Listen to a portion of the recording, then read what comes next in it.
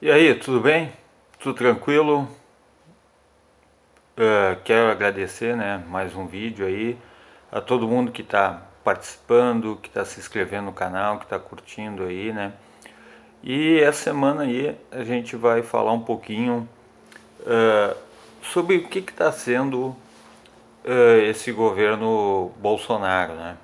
Que a gente fica aí impressionado com as coisas que estão ocorrendo, que estão acontecendo, impressionado em vários sentidos, né? Primeiro que parece a casa da mãe Joana, né? Você vê as declarações do presidente aí de que sabe onde é que está alguém desaparecido da ditadura militar. Isso não é postura de um presidente da República, convenhamos, né? Então, aí outras declarações que a gente vai colocar aí são questões que as pessoas ficam olhando para o Brasil, pô, como vocês elegeram esse cara. Mas enfim, nós foi um já a eleição já é passada e agora vamos ver realmente de fato o que esse governo está fazendo, né? E a gente vê diversas promessas aí e perspectivas que não condizem realmente com o que com o que eles dizem, né? Bom, em primeiro lugar, a reforma da Previdência. Reforma da Previdência, até que ponto ela é boa? Você já parou para pensar? Então, a reforma da Previdência, ela vem aí com a promessa de uma economia de 1, trilhão e não sei o que, quando na verdade, muito otimista, 900 bilhões. Isso é uma perspectiva. Só que a reforma da Previdência, ela vai atingir principalmente os mais pobres. Não é, não vai atingir quem ganha mais. Quem ganha mais sempre fez previdência privada, não depende da previdência pública. Então você que é trabalhador, todos os trabalhadores de fato vão ser atingidos. A reforma da Previdência é a sintonia que esse governo tem. Esse governo é um governo de matriz neoliberal, né? O neoliberalismo, que já teve perspectivas no Brasil, né? Em 90, Collor tentou implantar o neoliberalismo no Brasil, depois o Fernando Henrique continuou com privatizações e uma série de medidas neoliberais. Por que esse governo não deram... O Fernando Henrique teve um período da história, né, ali entre 95, 96, 97, em que a economia realmente foi muito boa, ela conseguiu crescer, mas é um crescimento efêmero, porque o neoliberalismo ele produz, ele acentua, na verdade, as desigualdades sociais. Então ele acentua cada vez mais, cria uma gigantesca diferença entre ricos e pobres. E o neoliberalismo, por isso, foi rejeitado depois, em 2002, nas urnas, porque as pessoas viram que a vida delas não tinha melhorado. Pelo contrário, estava piorando. E o Brasil já teve, então, teve uma outra experiência nos governos do PT. Depois o neoliberalismo volta com o Temer e agora vem acentuado com o governo Bolsonaro. No governo Temer nós tivemos a reforma trabalhista. A reforma trabalhista foi muito boa para quem é empresário. Para o trabalhador não mudou nada, as perspectivas de emprego não mudaram nada.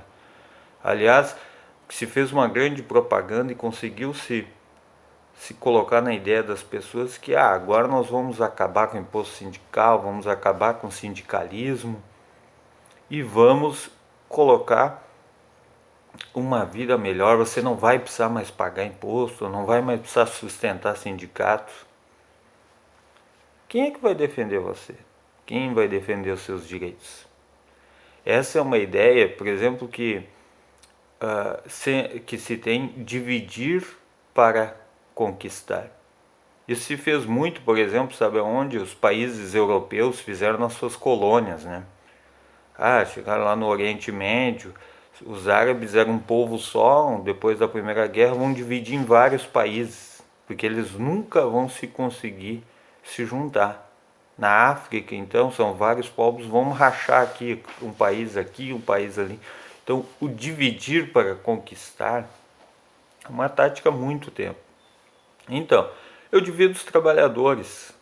Eu não vou ter mais um sindicato, não vou ter eles mais unidos, e eu divido entre todo mundo aí, agrego, porque aí você, trabalhador, vai poder negociar com seu patrão um aumento de salário. Então, você coloca no indivíduo a responsabilidade. Então, se ele não conseguiu, é porque ele não soube negociar, ou porque, entre aspas, ele não é tão importante dentro da empresa. E isso, infelizmente, uma grande parte da massa trabalhadora entende que é assim que funciona. E ter se dividir para conquistar foi muito bem, foi muito bem feito. E está aí, a reforma trabalhista, na verdade, a gente pensa, os sindicatos agora não pagam mais imposto. Mas o que adiantou? Melhorou? Vai melhorar? Mas a gente vai ver os reflexos dessa reforma trabalhista daqui uns 10 anos, ou daqui 5, assim como a reforma da Previdência. Essa mesma reforma trabalhista que nós implantamos no Brasil, ela é cópia do modelo espanhol. E na Espanha, sabe quem são os mais prejudicados com a reforma trabalhista? Os mais jovens, porque não conseguem se inserir no mercado de trabalho. Então, essa é uma preocupação. Então, esse governo que é de matriz neoliberal, que prevê o Estado mínimo, privatizações, então acena com uma reforma da Previdência, que vai ser mexida, provavelmente as classes mais privilegiadas não vai ser tocadas nelas. Não se engane, vai para o Senado. O Senado, a grandes representantes das oligarquias nacionais. Isso também foi outra coisa que barrou o avanço do neoliberalismo no governo Fernando Henrique. As oligarquias vão até certo ponto, enquanto elas não forem atingidas. Então, esse vai ser o percalço. Então, a reforma da Previdência, de fato, vai atingir só os mais pobres, e quem tem mais dinheiro, quem tem os privilégios, não vai. Outras medidas: liberação do FGTS. Não movimenta a economia. Primeiro que o valor é irrisório, muito pouco. 500 pila, não dá para nem comprar a arma que foi prometida, né? Mas R$ 500 realmente o valor é muito pouco.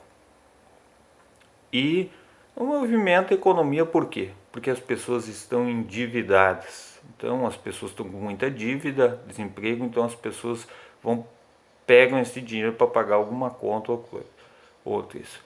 Assim como a redução dos juros da taxa Selic, nós temos aí o nosso mercado interno não está se movimentando, os empresários não estão dispostos a investir.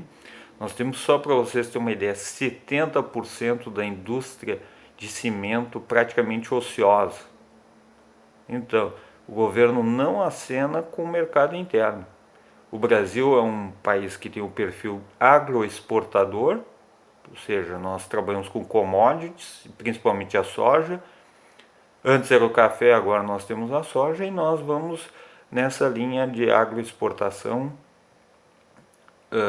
agroexportador e desindustrialização. Então, enquanto nós não resolvermos essas questões, essas medidas vão ser paliativos que não vão ter nenhuma consequência de melhora. Então, um governo que se perde em questões que são, falta até adjetivos para isso, né? Mas são questões muito, combate à educação, combate a questão da preservação do meio ambiente e no campo da economia age para favorecer o capital especulativo. E essa é a grande verdade. Muitas vezes eu fico na dúvida, será que essas declarações, todas essas... A Damares falando, o ministro do Meio Ambiente, o ministro da Educação que tirou férias, né? Você trabalha 6 meses, também tira férias? Pois é, né? Então, se isso aí não é apenas um jogo de cena mesmo para eles trabalharem sorrateiramente, né, para liquidar com o Estado. Porque o neoliberalismo prevê o Estado mínimo, né? Você diz, mas aí tem muita gente com privilégios. Bom, funcionalismo público, a grande maioria, 99% trabalha e trabalha muito. E você vai ver, quando várias empresas aí que foram privatizadas, não davam lucro, mas como é que sempre tem alguém que compra? Sempre teve alguém que compra. Sempre tem alguém que compra, é interessante, e começa a dar lucro. Então, será que não dá lucro ou é proposital que não dá lucro? É hora de se pensar, hein? Mas é isso, gente. Essa aqui é uma análise semanal, né? E a gente vai trazendo outros assuntos aí. O pessoal vem sugerindo aí vários assuntos, a gente vai prosseguir outros que a gente já começou, falando sobre pós-modernidade semana passada, e são assuntos que não se encerram por aqui. A gente tem muita coisa ainda para ver, muita coisa para discutir, e vamos lá. Um abraço a todos, valeu, vamos curtir aí, vamos se inscrever. Obrigadão.